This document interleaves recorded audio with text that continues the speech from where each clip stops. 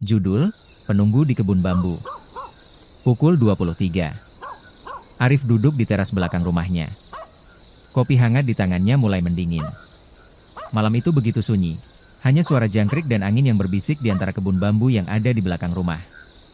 Kebun itu lebat dan gelap, sering menjadi pembicaraan tetangga sebagai tempat yang berpenghuni. Namun, Arif tidak pernah peduli. Saat ia melamun, terdengar suara langkah dari arah kebun. Langkah itu lambat, menyeret-nyeret, seperti seseorang yang berjalan dengan berat hati. Ia menajamkan pendengaran, tetapi suara itu berhenti begitu saja. "Ah, mungkin binatang," gumamnya.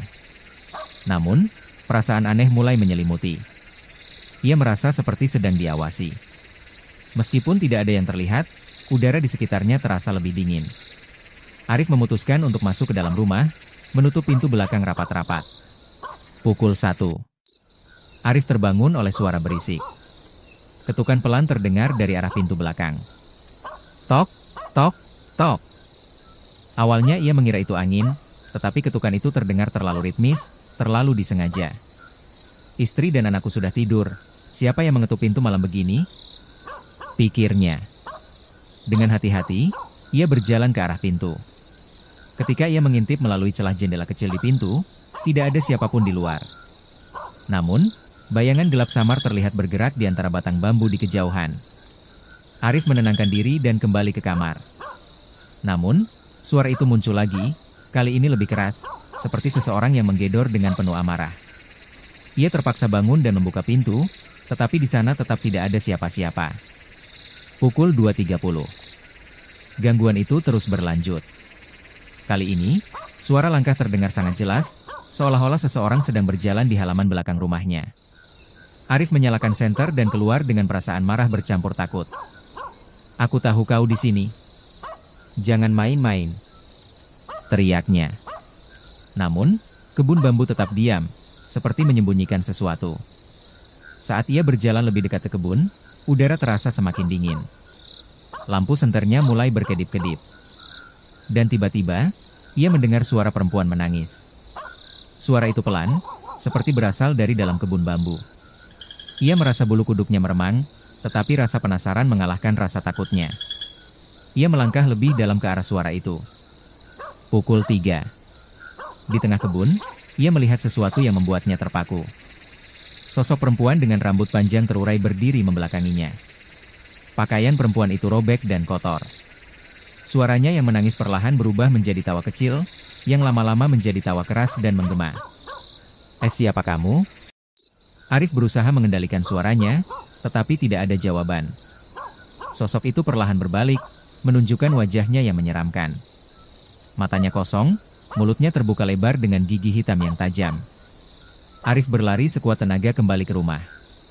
Saat ia masuk, pintu belakang tertutup dengan sendirinya. Ia mengunci pintu dan mencoba membangunkan istrinya, tetapi istrinya hanya berkata, "Sudah kubilang, jangan dekat-dekat kebun itu."